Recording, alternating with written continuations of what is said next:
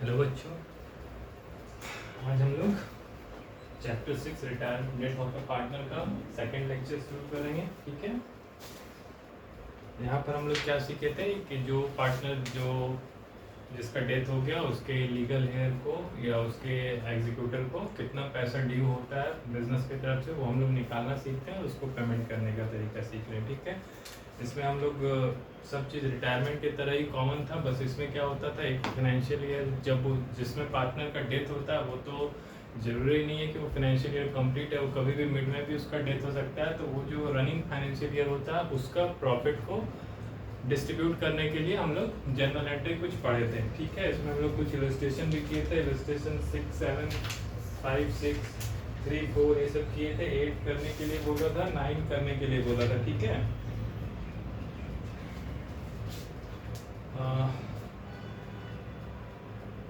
चलो एक इलस्ट्रेशन 8 कर लेते हैं। इसमें जो जनरल एंट्री किए थे उसके अकॉर्डिंग आपको यहाँ पर हो जाएगा। चलो इलस्ट्रेशन 8 करते हैं, पेज 6.10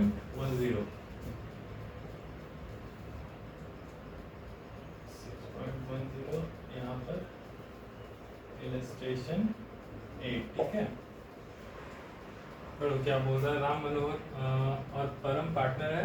परम डाइड ऑन 29 Feb 2023। देख लो मत, इसका क्या मतलब है, वो 29 Feb 2023 को डाई किया है, यानी इस फाइनेंशियल ईयर 22-23 का 11 मंथ का उसको अगर प्रॉफिट है तो उसको मिलेगा उसमें उसका हिस्सा जो पार्टनर डेथ कर रहा है। ठीक है, his share of profit from the closure of the last accounting year till the date of,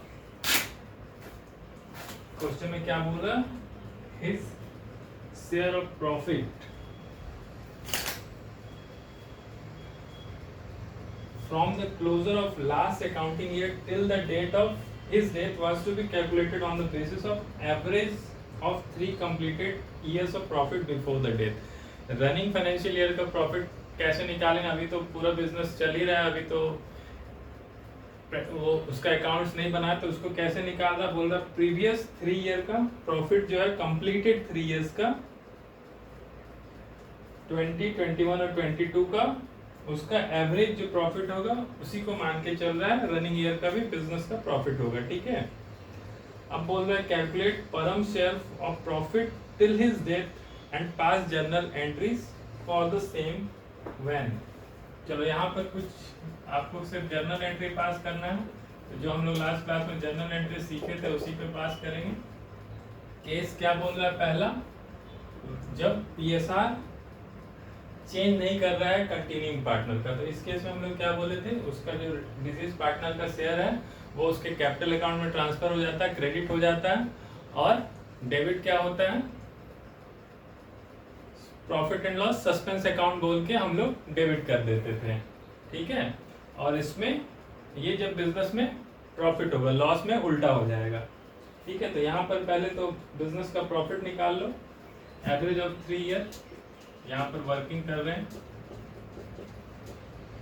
average of past 3 year या 3 completed year, average of past 3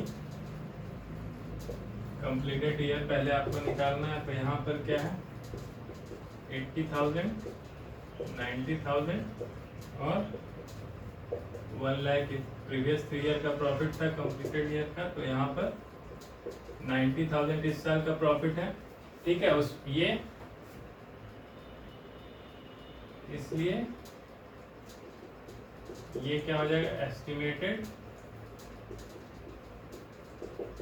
profit of financial year कौन सा है, ये 2023 का 22-23 का ये बोल रहा है। ठीक है, बट ये क्या है, फॉर 12 मंथ है ना, ये मान के चल रहा है कि प्रीवियस 3 ईयर का एवरेज जो था वही रनिंग वाला 22-23 का पूरे ईयर का प्रॉफिट होगा, लेकिन यहाँ पर वो 11 मंथ का ही निकालना, क्योंकि जो परम है वो 29 Feb को डाई कर रहा है, इसलिए एस्टिमेटेड प्रॉफिट फॉर 11 मंथ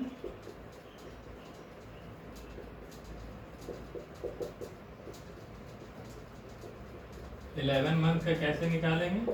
तो ये आपका 90,000 डिवाइडेड बाय 12 कर दो, ये एक मंथ का निकल गया, इंटू 11 कर दो, ये तुम्हारा निकल जाएगा 82,500। ये पूरे बिजनेस का प्रॉफिट है 11 मंथ का, ठीक है, एस्टिमेटेड प्रॉफिट फॉर 11 मंथ ये निकल गया। इसलिए किसका शेयर? परम शेयर, परम का डेथ हो रहा ना, तो उसको देना, तो उसके हिस्से का, तो परम का प्रॉफिट शेयरिंग रेशियो क्या है? कुछ भी देखो, क्वेश्चन में कुछ भी नहीं दिया गया है, कहीं भी पीएसआर नहीं मेंटेन किया गया ओल्ड, तो इसमें इसका मतलब है कि तीनों इक्वल कर रहा होगा, तो इसका शेयर, परम का share 1/3 into 82,500 is equal to 27,500, ठीक है। परम का इस रनिंग फाइनेंशियल ईयर में प्रॉफिट में इतना हिस्सा बनता है। तो पहला केस, अब जर्नल एंट्री आप खुद बना लो जो हम लोग पढ़े थे, इसमें पहला केस बोल रहा है when PSR does not change, तो उसमें क्या होगा? परम के कैपिटल अकाउंट में क्रेडिट होगा और डेबिट किसको होगा?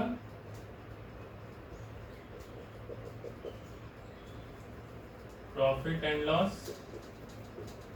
सस्पेंस अकाउंट डेबिट होगा टू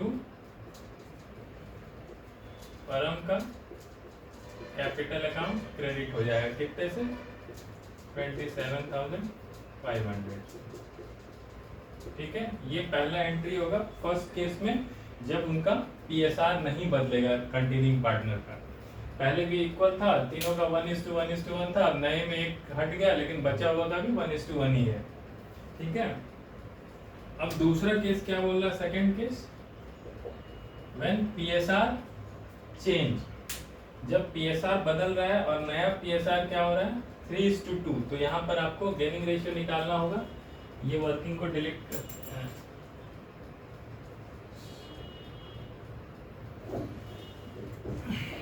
ये वाला वर्किंग को डिलीट करते हैं।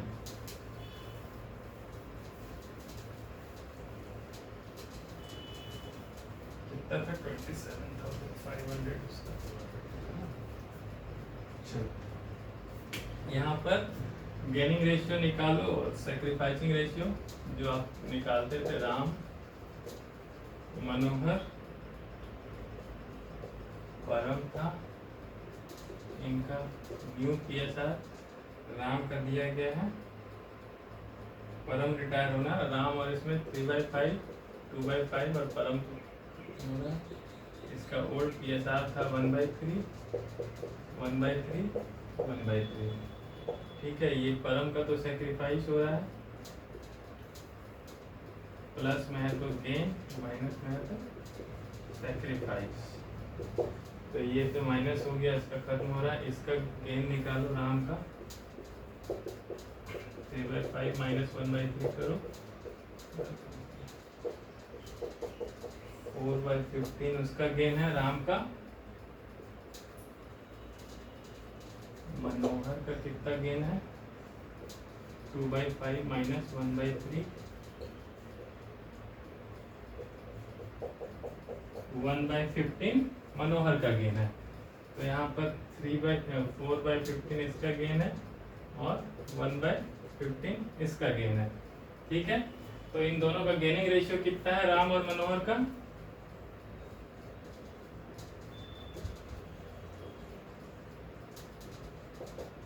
4:1 होगा। क्यों? ये दोनों का रेशियो, ये 15-15 डिनोमिनेशन कटेगा तो 4:1 उनका गेनिंग रेशियो। यानी सेकेंड केस में क्या होगा? जब उनका प्रॉफिट रेशियो बदल रहा है, तो यहाँ पर हम लोग एंट्री क्या पढ़े थे? इस केस में 2 एंट्री होगा, या तो इसी तरह एंट्री करो, profit and loss suspense account debit करते थे, जिसका डिजीज पार्टनर के शेयर से उसके कैपिटल अकाउंट को क्रेडिट करते थे।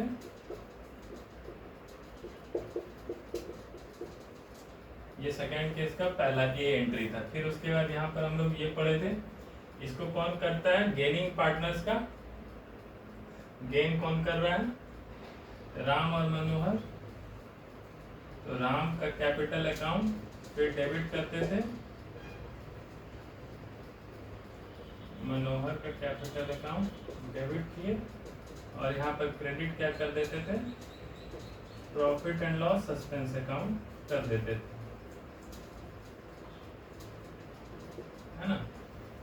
और इनके किसमें गेनिंग रेशियो 4/5 और 1/5, 4:1 में करते थे।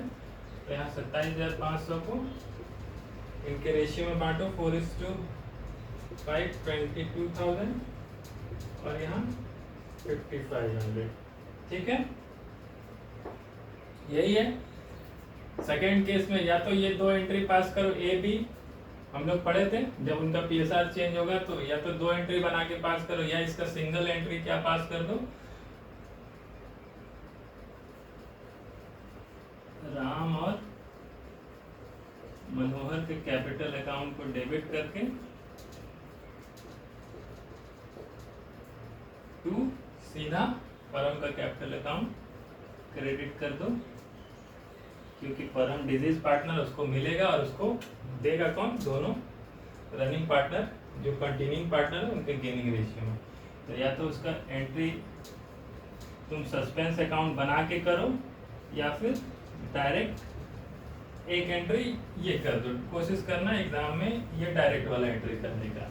सस्पेंस अकाउंट को तब लाना जब उनका पीएसआर चेंज नहीं होता है, उस केस में profit and loss suspense account debit to Param capital account debit, ठीक है। चलो इलस्ट्रेशन 8 हो गया, 9 उसी तरह है, ठीक है, 9 कर लेना खुद। 10 सिंपल है, 11 चलो 11 करते हैं इलस्ट्रेशन, सीबीएसई सैंपल पेपर में आया हुआ है 2023 में, ठीक है। देखो अब आगे से क्या दे रहा है ना, अब आगे से ना जो रनिंग फाइनेंशियल ईयर है, जिस फाइनेंशियल ईयर में किसी पार्टनर का डेथ हो रहा है, उसका प्रॉफिट निकालने का तरीका अलग अलग करके अब बताएगा। अब बोल रहा है, एक इसमें क्वेश्चन में देखेंगे हम लोग, इसमें कैसे बोल रहा है कि जो प्रीवियस ईयर का जो सेल्स था और प्रॉफिट था, प्रीवियस कंप्लीटेड फाइनेंशियल ईयर का आपको सेल्स दे दिया, आपको प्रॉफिट दे दिया, और बोलेगा कि इस फाइनेंशियल ईयर में भी जो प्रीवियस ईयर का सेल है उससे 10% ज्यादा सेल्स करेगा लेकिन प्रॉफिट मार्जिन उससे कम करेगा, तो उसको हम लोग निकालेंगे। मतलब प्रीवियस ईयर के फिगर से कंपेयर करके आपको इस साल का प्रॉफिट निकालना होगा इसमें, रनिंग फाइनेंशियल ईयर का, ठीक है। चलो इसको इरेज करते हैं।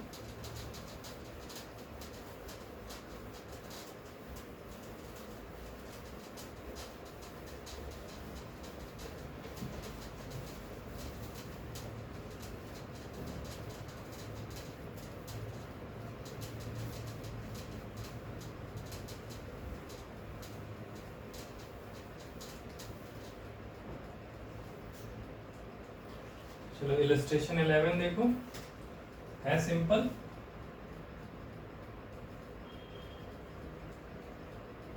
इलस्ट्रेशन 11 क्या बोल रहा है, 3 पार्टनर था, निर्मला, डिविसा, सारा, तीनों का ओल्ड पीएसआर दिया गया 3:4:3।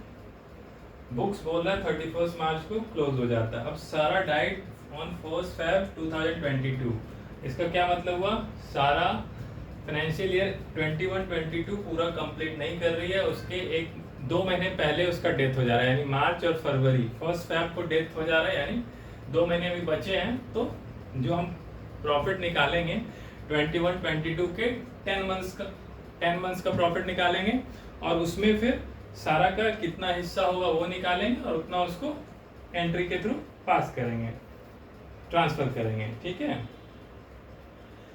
तो अब यहाँ पर दिया गया है कि सारा died on 1 Feb 2022 as per partnership deed, Sara का एग्जीक्यूटिव, सारा's executive are entitled to a share of profit till the date of death on the basis of sales turnover। कैसे प्रॉफिट निकालना करंट फाइनेंशियल ईयर का, जो उसके executor को मिलेगा, entitled to a share of profit till the date of death on the basis of sales के turnover basis पे हम इस साल का भी प्रॉफिट निकालेंगे। अब देखो पिछले फाइनेंशियल ईयर का दिया गया सेल्स कितना था, 10 लाख, और प्रॉफिट कितना था 1,20,000, ठीक है। और इस फाइनेंशियल ईयर का बोल रहा है जो रनिंग है उसके इसमें क्या हम लोग टारगेट किए थे कि सेल्स पॉजिटिव जा रहा था कि 20% सेल्स ग्रो करेगा, लेकिन प्रॉफिट अर्निंग 2% से कम होगा। तो यहाँ पर क्या क्या डेटा दिया गया, पहले तो हम लोग को क्या करना है, जर्नल एंट्री बनाना है। तो हम यहाँ पर जर्नल एंट्री बना लेंगे, लेकिन इसके लिए हमको वर्किंग करना होगा, ठीक है। तो हम लोग यहाँ पर वर्किंग करते हैं अलग से। क्या क्या वर्किंग्स करेंगे, यहाँ पर उसका फाइनेंशियल ईयर 20-21 का दिया गया है। फाइनेंशियल ईयर 2021 का कितना दिया गया, सेल्स दिया गया है 10 लाख, प्रॉफिट दिया गया है 1,20,000। यहाँ प्रॉफिट मार्जिन कितना हो गया, प्रॉफिट मार्जिन का मतलब profit divided by sale into 100। 10 lakh में वो 1,20,000 प्रॉफिट कर रहा है, 1,20,000 डिवाइडेड बाय 10 लाख इंटू 100, ये 12% इसका मार्जिन था। अब ये रनिंग फाइनेंशियल ईयर का क्या बोल रहा है, जिसमें उसका डेथ हो रहा है फाइनेंशियल ईयर 21-22 में। क्वेश्चन में क्या बोला है कि इस ईयर में वो एस्टिमेट कर रहा था, बिजनेस जो है वो एस्टिमेट कर रहा है कि सेल्स में 20% का ग्रोथ होगा। तो यहाँ पर प्लस 20% यानी 10 लाख प्लस 2 लाख, 12 लाख का सेल इस साल एस्टिमेट कर रहा है ना। और मार्जिन क्या बोल रहा है, प्रॉफिट का अर्निंग परसेंटेज जो है ये मार्जिन है, ये 12 की जगह 12 माइनस 2 बोल रहा है 10% होगा। यानी जितना का सेल करेंगे, 12 लाख का सेल तो बढ़ेगा 2 लाख से, लेकिन प्रॉफिट मेरा 2% से घटेगा। तो 12 लाख का सेल कर रहा है और प्रॉफिट मार्जिन उसका अगर 10% हो जाएगा तो कितना हो जाएगा ये सेल, प्रॉफिट कितना हो जाएगा, 12 लाख इंटू 10/100, 1,20,000 ये इसका प्रॉफिट होगा। बट ये पूरे 12 मंथ का होगा, 12 मंथ्स का है। इसीलिए यहां पर अगर आप कितने मंथ का, आपको सिर्फ 10 मंथ का निकालना है, क्योंकि 2 महीने पहले पार्टनर का डेथ हो जा रहा है। तो यहाँ पर आप 10 मंथ्स का अगर आप निकालोगे पीएल प्रॉफिट, तो कैसे निकलेगा, ये 1,20,000 जो इसके 12 मंथ का था डिवाइडेड बाय 12 इंटू 10, यानी कि 1 लाख पूरे बिजनेस का 10 मंथ का प्रॉफिट होगा रनिंग वाला। इसलिए ये पूरे बिजनेस का है, तो इसमें सारा का शेयर कितना होगा,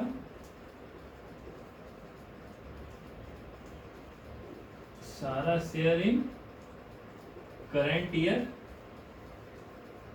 10 मंथ्स प्रॉफिट। इस करंट ईयर में जो 10 महीने का है उसमें सारा का शेयर कितना हो जाएगा, सारा का रेशियो था 3/10। तो 1 लाख इंटू 3/10 दैट इज 30,000। सारा को 30,000 मिलना है इस ईयर के, जिस ईयर में उसका डेथ हो रहा है उस साल के प्रॉफिट में, ठीक है।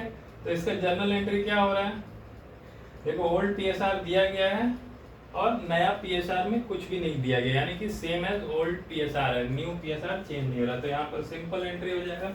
क्या एंट्री हो जाएगा, देखो एंट्री एक ही था, इसके लिए हमको इतना वर्किंग करना पड़ा। क्या एंट्री हो जाएगा, profit and loss, suspense account debit करके टू सारा को, सारा के कैपिटल अकाउंट में पैसा ट्रांसफर हो जाएगा 30,000, ठीक है। बस एक ही एंट्री था जर्नल। ये एंट्री के लिए खाली वर्किंग, हम लोग को वर्किंग का तरीका प्रोसेस देखना है कैसे करना है, ठीक है।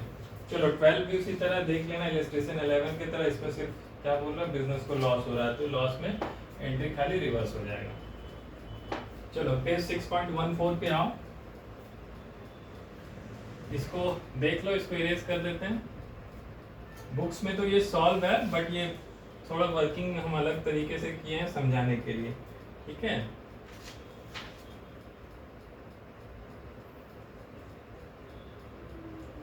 चलो इसको इरेज कर।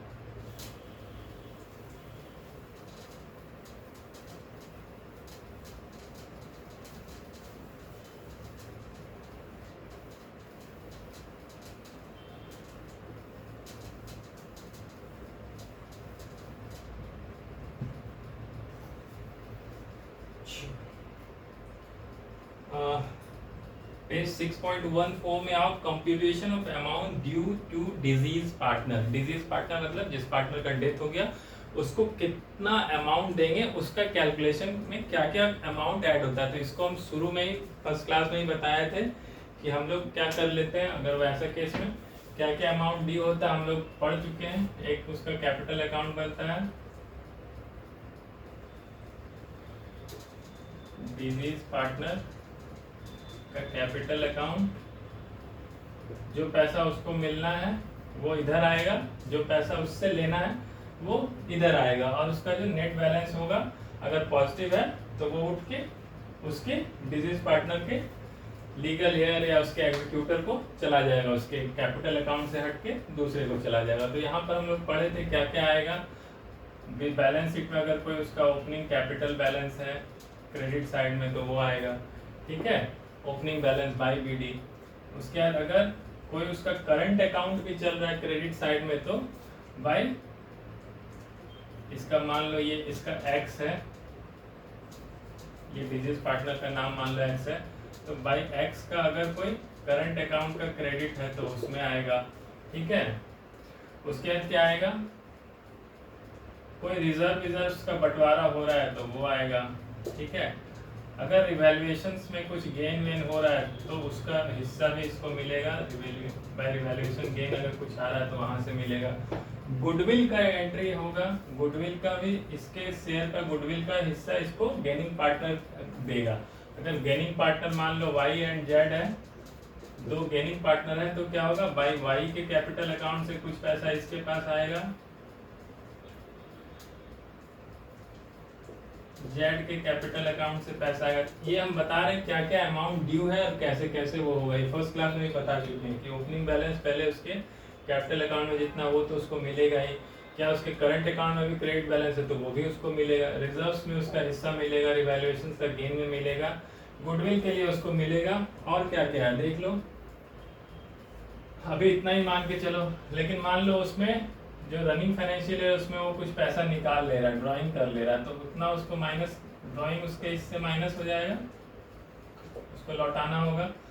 अगर वो बिजनेस से लोन लिया है तो उसका लोन अकाउंट, इसका एक्स है ना, एक्स का लोन अकाउंट, वो बिजनेस से लोन लिया तो वो भी उसको लौटाना होगा, तो जो उसको देने जा रहे हैं उससे उसको माइनस करके देंगे, ठीक है। उसके बाद क्या, अगर ड्राइंग पे इंटरेस्ट है तो वो भी होगा, इंटरेस्ट ऑन ड्राइंग्स, ये भी उससे घट जाएगा। उसके बाद क्या है, अगर रिवैल्यूएशन में लॉस है तो वो इधर माइनस हो जाएगा, गेन है तो उधर जाएगा, लॉस है तो उसके इससे माइनस होगा। उसके बाद क्या है, अगर करंट अकाउंट में डेबिट बैलेंस है तो वो यहाँ पे वो भी माइनस होगा। इस तरह करके मोस्टली हो ही गया सारा, ठीक है। इस तरह करके इसका बनेगा। यहाँ पर जो बैलेंस बचेगा 2CD, वो क्या होता है, वो चला जाता है, इसको 2CD लिख के नहीं, डिजीज पार्टनर का कैपिटल अकाउंट से ट्रांसफर होके टू, यहाँ पर डिजीज पार्टनर का एक्स है ना, एक्स का लीगल हेयर का अकाउंट में चला जाएगा, और उसका एग्जीक्यूटर, उसके एग्जीक्यूटर अकाउंट में ये पैसा उठ के चला जाएगा। तो यही अमाउंट ड्यू निकालने का तरीका है, इसको पढ़ लेना। 6.4 में जो पूरा लिटरेचर है यही सारा चीज है। और इसका एंट्री कैसे होगा, ये लास्ट वाला एंट्री क्या होता है, जब ये इसके बैलेंस को ट्रांसफर करेंगे एग्जीक्यूटर अकाउंट में तो एक जर्नल एंट्री क्या होगा,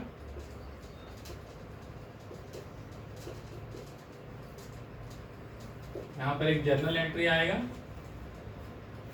वो क्या होगा, इसके डिजीज पार्टनर के कैपिटल से पैसा निकलेगा, क्योंकि इसको खत्म करके उसके एग्जीक्यूटर या उसके लीगल हेयर को देंगे। तो जब पैसा खत्म करते हैं उसका अकाउंट, तो क्या होगा, यहाँ पर एंट्री डिजीज पार्टनर का कैपिटल अकाउंट डेबिट हो जाएगा, और क्रेडिट किसको चला जाएगा, इसके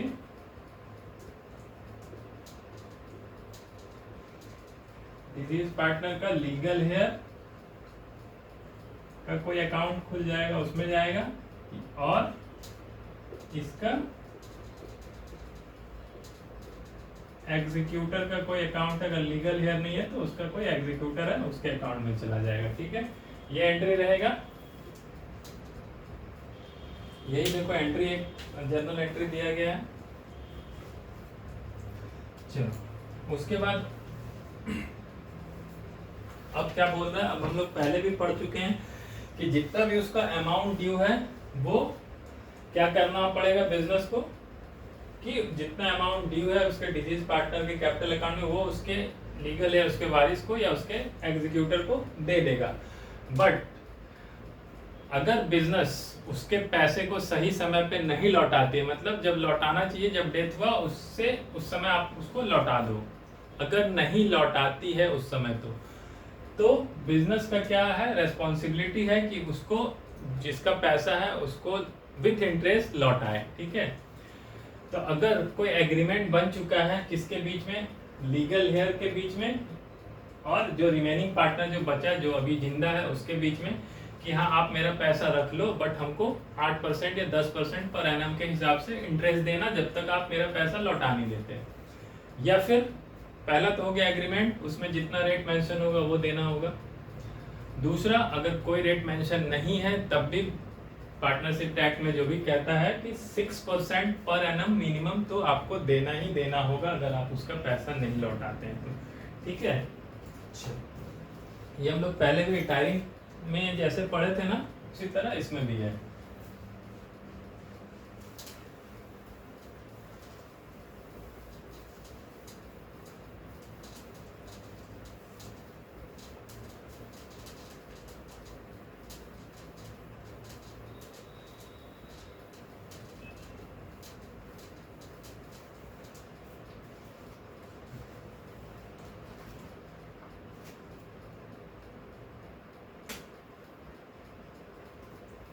यहाँ पर वही चीज है, पेज नंबर 6.5 में क्या बोल रहा है, जब अमाउंट ट्रांसफर होता है लीगल हेयर को, तो पहले तो हम लोग एक एंट्री पढ़े थे क्या, कि पहले जब ड्यू हो जाता है, हम लोग अभी एक एंट्री पढ़े कि जब पैसा लीगल हेयर से लीगल डिजीज पार्टनर के कैपिटल अकाउंट से उठ के हम उसके लीगल हेयर या एग्जीक्यूटर अकाउंट में ट्रांसफर करते हैं, तो हम क्या एंट्री पास करते हैं, डिजीज पार्टनर का कैपिटल अकाउंट डेबिट करके हम लोग क्या करते थे,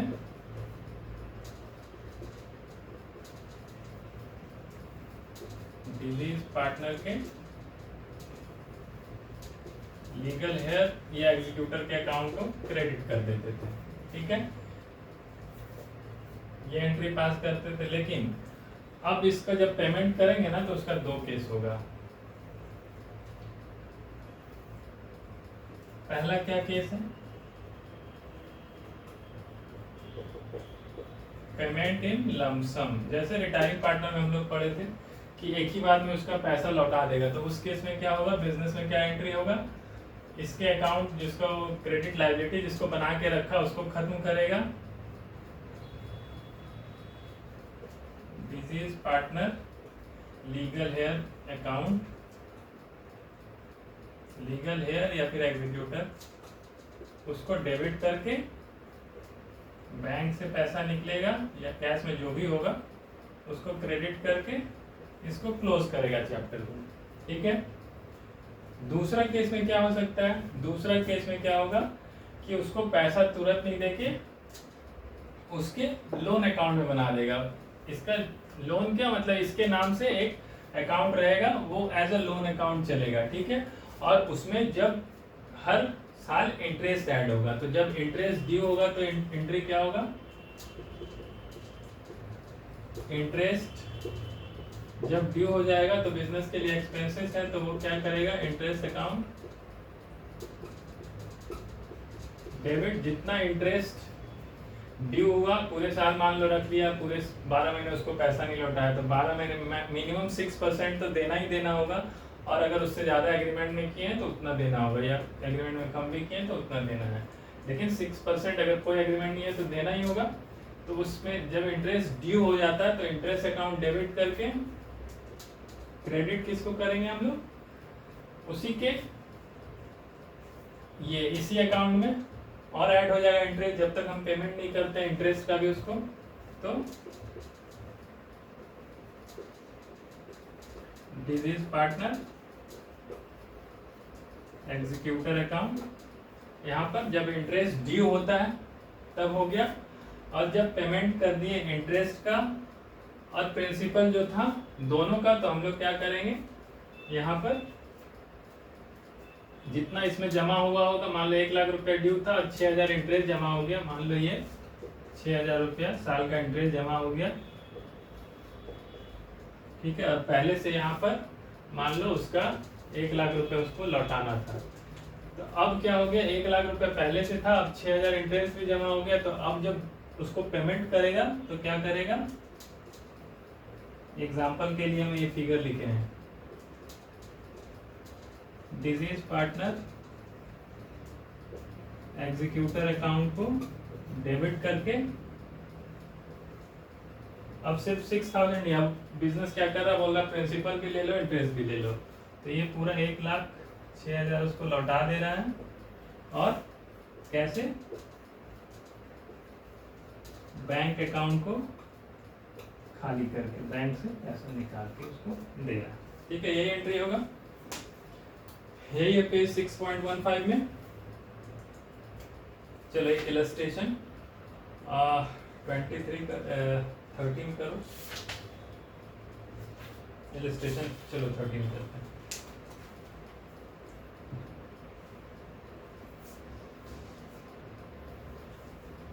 ये एंट्री देख लेना, ये तो पहला एंट्री था कि जब उसका कैपिटल अकाउंट से ट्रांसफर होकर उसके एग्जीक्यूटर या लीगल हेयर को चला गया। फिर उसका 2 केस आया, जब एक ही बार में लमसम में पेमेंट कर दिया तो सीधा उसके जो लायबिलिटी क्रिएट किया था उसका लीगल हेयर का, उसको डेबिट करके बैंक से पैसा निकाल के दे दिया। दूसरा केस में जब इंटरेस्ट दे रहा है, उसको तुरंत पैसा नहीं दे रहा है, उसको इंस्टॉलमेंट में दे रहा है, तो जब मान लो 1 साल बाद 12 महीने बाद उसको दे रहा है, तो 12 महीने के लिए इंटरेस्ट चार्ज होगा, तो वो इंटरेस्ट का एंट्री ये होगा। और फिर जब पेमेंट करेंगे 12 महीने बाद, तो फिर बुक्स में बिजनेस का ये एंट्री होगा, ठीक है।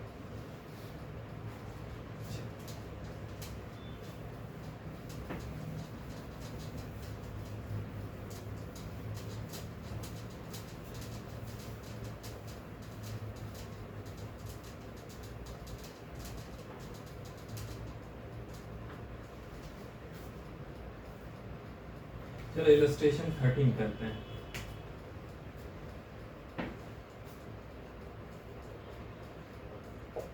इलस्ट्रेशन 13 पेज क्या है, 6.15।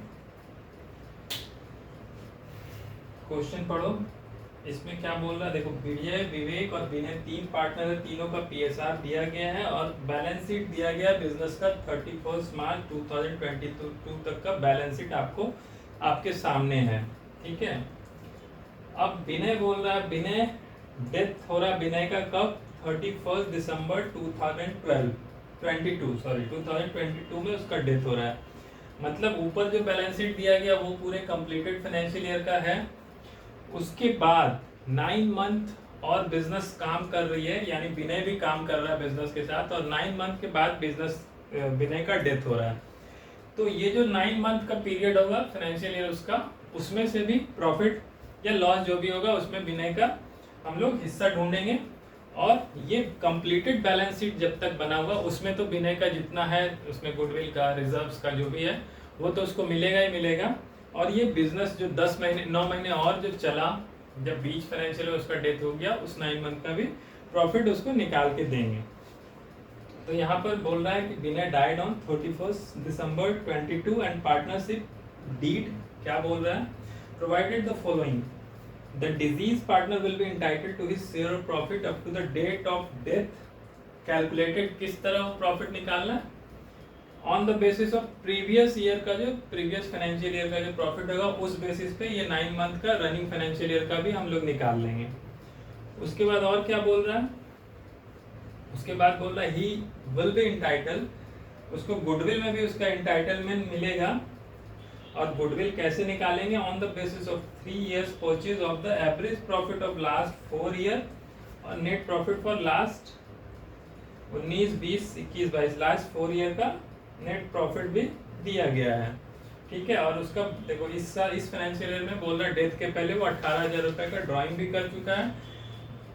Determine the amount payable to legal representative of the deceased partner by preparing the necessary account. आपको क्या करना है, आपको निकालना है कि कितना अमाउंट उसके लीगल हेयर लीगल रिप्रेजेंटेटिव या एग्जीक्यूटर को हम बिजनेस मतलब लौटाएगी, उसके लिए उसका एक अकाउंट बना दो बाय प्रिपेयरिंग नेसेसरी अकाउंट। तो कौन पार्टनर डेथ हो रहा है, विनय, तो हम क्या करेंगे, विनय का कैपिटल अकाउंट पहले सिर्फ अभी विनय का ही बनाएंगे क्योंकि उसी का निकालना है। जैसे हम लोग अमाउंट ड्यू टू करके अभी बनाए थे ना, सीखे थे क्या क्या आएगा, तो इसी तरह हम लोग इसके कैपिटल अकाउंट में कितना अमाउंट बैलेंस बच रहा वो देखेंगे और उसको उठा के उसके एग्जीक्यूटिव या लीगल हेयर के अकाउंट में ट्रांसफर करेंगे। ठीक है, तो चलो इसमें हम लोग पहले जो बैलेंस शीट में पहले दिया गया उसको बांटते हैं। पहले देखते हैं विनय के बैलेंस में कितना पड़ा हुआ बाई बीडी में, 2,50,000 तो उसके कैपिटल का बैलेंस है, और कुछ बांटने लायक रिजर्व है बांटने लायक वो बटेगा, और डेटर्स डेबिट साइड में कुछ पीएल नहीं है, एडवर्टीजमेंट ये सब नहीं है, तो सिर्फ जनरल रिजर्व बटेगा। तो रिजर्व भी बांट दो, कितना बटेगा, 50,000 का उसका विनय का शेयर है 1/8। ठीक है, तो 50,000 का 1/8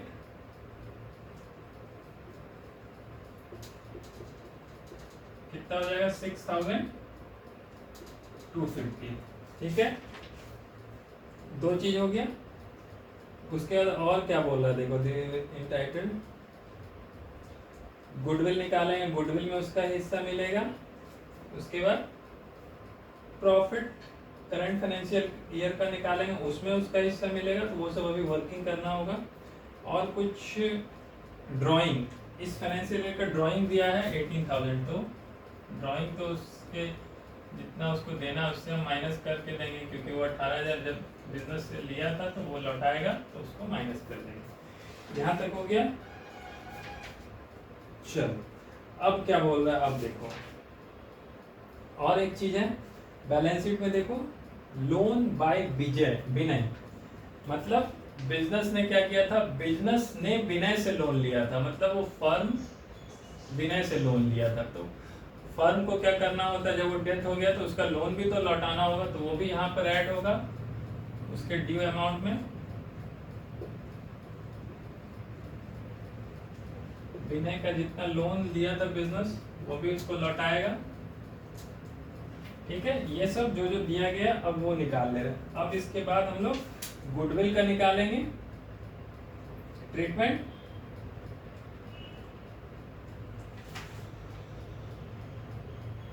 और प्रॉफिट का उसका निकालेंगे। ठीक है, लेकिन और एक चीज था ना, हम लोग को पता है कि अगर बिजनेस किसी से लोन लेती है किसी पार्टनर से, तो उसको इंटरेस्ट देना होगा, और अगर एग्रीमेंट में कुछ भी नहीं है तब भी आपको इस लोन पे आपको इंटरेस्ट देना होगा। कितने दिन के लिए, 9 मंथ के लिए, इस रनिंग फाइनेंशियल ईयर में जो by Vinay interest on Vinay loan,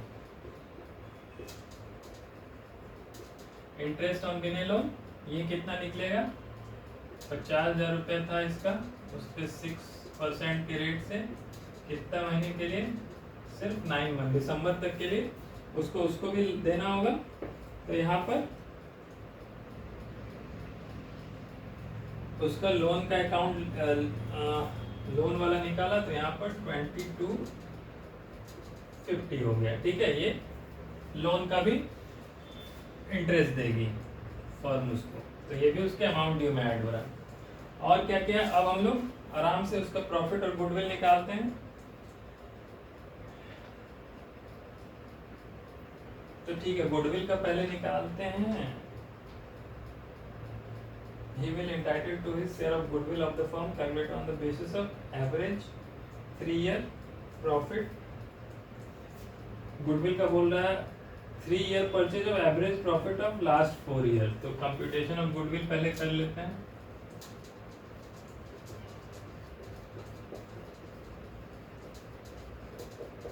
ठीक है, तो यहाँ पर गुडविल ऑफ फर्म पहले,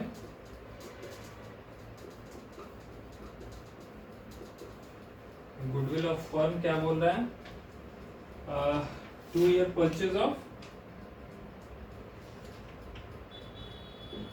sorry 3 year purchase of average profit of, तो 3 इंटू एवरेज प्रॉफिट कितना है, तो 4 साल का दिया गया है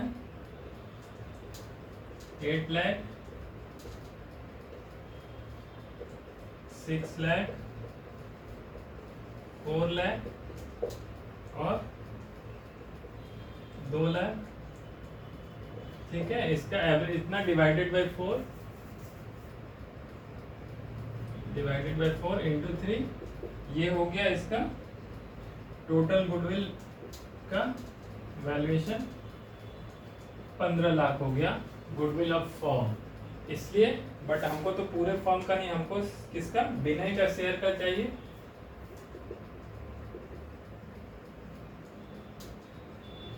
विनय शेयरिंग गुडविल कितना हो जाएगा, 15 लाख 50 लाख इंटू उसका ओल्ड PSR कितना था विनय का 1/8, यानी कि इसका हो जाएगा कितना 1/8 ऑफ 50 लाख 1,87,500। ठीक है, तो विनय जब डेथ हो गया तो इसके हिस्से का गुडविल का पैसा इसको मिलना चाहिए, मिलेगा। बट वो कौन देगा, जो पार्टनर रनिंग है, जो कंटिन्यू कर रहे हैं, वो जो गेन कर रहे हैं वो देंगे। तो अब क्वेश्चन में एक चीज तो देखो, ओल्ड PSR दिया गया बट न्यू PSR कुछ नहीं बोल रहा है, यानी कि रनिंग पार्टनर जो है वो सेम, उनका PSR जो पुराना था वही रह रहा है और गेनिंग रेशियो भी उनका वही एज ओल्ड PSR रह रहा है। तो इसमें इसको इस 1,87,000 को ये किससे लेगा, विजय और विवेक इसको देगा।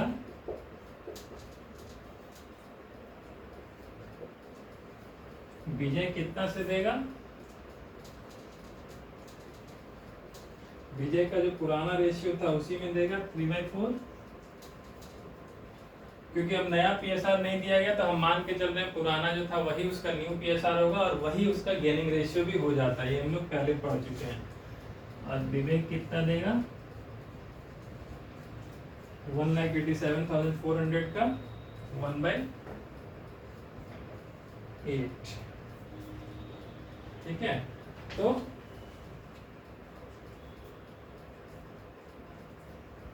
थ्री बाई 4 से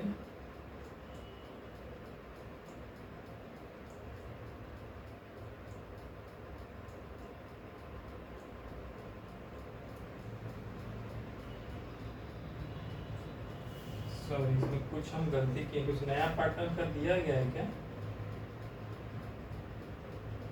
The deceased partner will be entitled to his share of profit up to the date of calculated on the year.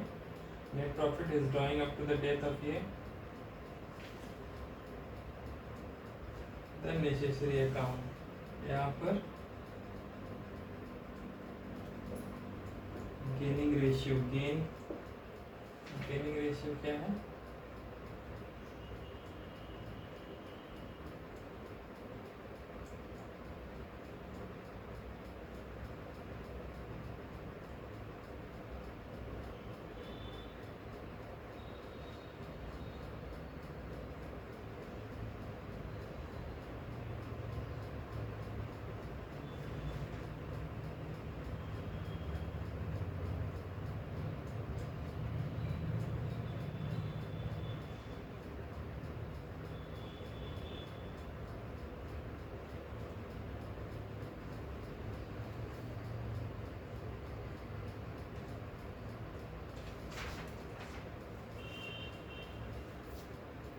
का गेनिंग रेशियो क्या निकाला, सेम यही होगा, पुराना वाला ही होना चाहिए।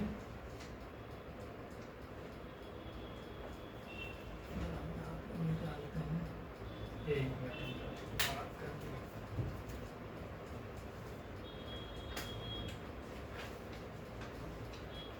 यही है सही, 20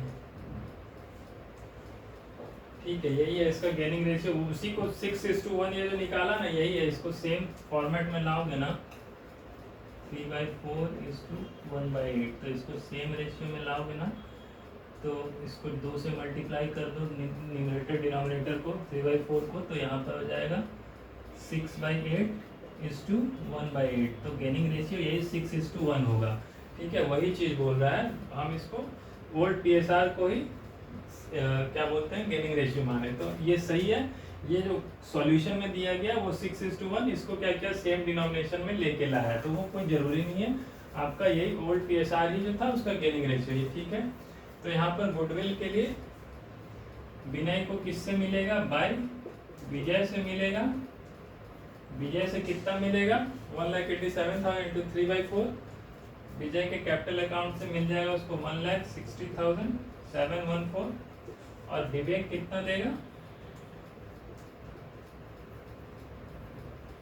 विवेक के कैपिटल अकाउंट से मिल जाएगा उसको 26,786। ठीक है, यहाँ तक हो गया। अब क्या चीज बचा उसको मिलना, अब उसको उसका इसको डिलीट कर रहे हैं। ठीक है, ये देख लो, ये गुडविल निकाल के उसका गुडविल का कैलकुलेशन किए, अब उसका प्रॉफिट करंट जो 9 मंथ का है उसका प्रॉफिट में भी उसको हिस्सा मिलेगा, तो वो निकालेंगे। उसका 9 मंथ का प्रॉफिट कैसे बोला है, निकलेगा on the basis of previous year profit. तो प्रीवियस ईयर प्रॉफिट क्या था, प्रीवियस फाइनेंशियल ईयर का प्रॉफिट कितना दिया गया, देखो 2 लाख दिया गया है, इसीलिए रनिंग फाइनेंशियल ईयर का प्रॉफिट भी कितना हो जाएगा,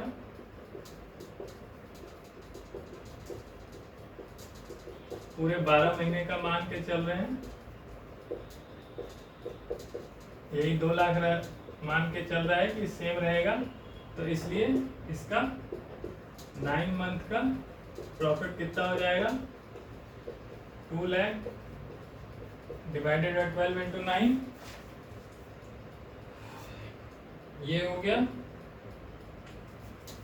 अब इसमें से उसका शेयर कितना हो जाएगा, क्या नाम है इसका, विनय का, ये तो पूरे फर्म का प्रॉफिट हो गया, इसलिए विनय शेयर इन प्रॉफिट,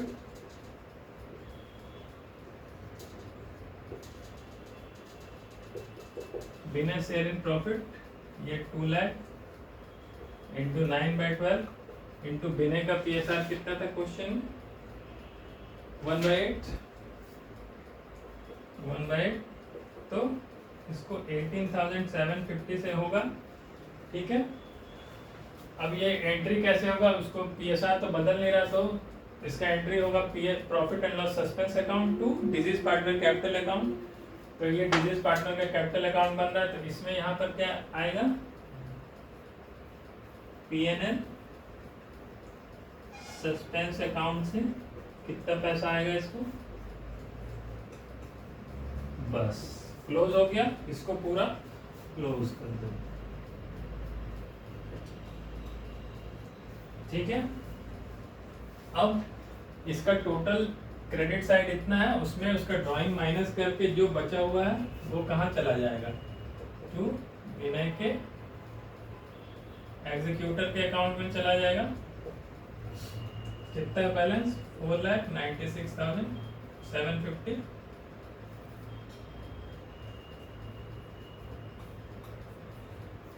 ठीक है, क्लियर। तो हमको उसका अमाउंट ड्यू करने के लिए ये सब निकालना पड़ा कि क्या क्या बिजनेस उसको लौटाएगी, क्या क्या बिजनेस उसके पास उसका ड्यू है, वो सब किए। अब हम एक एग्जीक्यूटर का अकाउंट अलग से खोल देते हैं, क्योंकि क्वेश्चन में बोला कि आप अकाउंट बना के दिखाइए,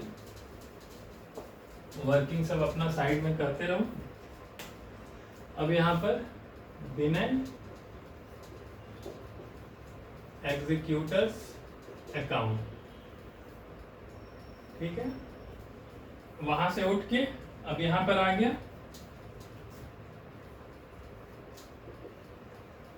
बिना डिजीज पार्टनर के कैपिटल अकाउंट से उठ के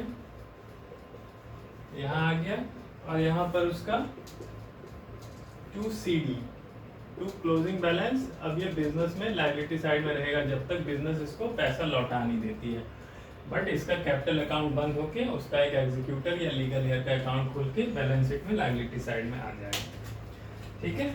चलो यही हो गया इलस्ट्रेशन 13। 14 देख लो, सेम यही है। इसमें क्या है कि डिजीज पार्टनर क्या कर रहा है, अब बोल रहा है बिजनेस में लॉस हो रहा है, डेफिशिएंसी हो रहा है, तो वो एग्जीक्यूटर उसको देगा। यहाँ पर मान लो इस साइड कोई डिजीज पार्टनर का डेबिट साइड ज्यादा है और क्रेडिट साइड कम है, यानी कि बिजनेस को उसको पैसा नहीं देना है, उससे बिजनेस को पैसा लेना है। याद रखना, जरूरी नहीं है कि हमेशा बिजनेस ही उसको पैसा देगी। डिजीज पार्टनर या रिटायरिंग पार्टनर के केस में भी हम लोग पढ़े थे, हो सकता है कि फर्म के पास इतना ज्यादा लॉस है कि उसको जब इधर डेबिट साइड में पोस्ट करेगा ना, तो उसके जितना अमाउंट उसको ड्यू है उससे ज्यादा उससे मतलब उसको रिकवर करना पड़ जाएगा। तो इस केस में अगर डेबिट बैलेंस ज्यादा है और क्रेडिट कम है तो उतना अमाउंट उसके एग्जीक्यूटर या लीगल हेयर से लेता है बिजनेस। तो यहाँ पर लीगल हेयर का अकाउंट इधर डेबिट हो जाएगा और यहाँ से उठ के वो चला जाएगा। यहाँ पर टू मतलब इस साइड ज्यादा है, इधर का क्लोजिंग बैलेंस जो आएगा वो टू उसके लीगल हेयर में जाएगा। ये इलस्ट्रेशन 14 में सेम यही किया गया है, इसको खुद बना लेना। इलस्ट्रेशन 14 सिंपल है। देखो इलस्ट्रेशन 15 CBSE में आया हुआ है, 16 भी CBSE में आया हुआ है, 17 भी CBSE में है, इसके बाद सैंपल पेपर है। तो ये 4 सब CBSE में आया हुआ है, इसको हम लोग करेंगे सब, और एडजस्टमेंट ऑफ कैपिटल भी हम लोग कर लेंगे। अब इसको हम लोग नेक्स्ट क्लास में करेंगे, एक क्लास करेंगे, ये सब खत्म हो जाएगा पूरा, उसके बाद एक क्लास एक्सरसाइज के लिए, या कोशिश करेंगे एक ही क्लास में सब एक्सरसाइज और ये चारों कर ले अगले क्लास में। तो अभी इतने के लिए रहने दो, चलो ठीक है, बाय। और ये शेयर कर देना जिसको जरूरत है, ट्यूशन जो लेता है उससे वीडियो शेयर कर देना, बोलना सब्सक्राइब कर ले। चलो बाय।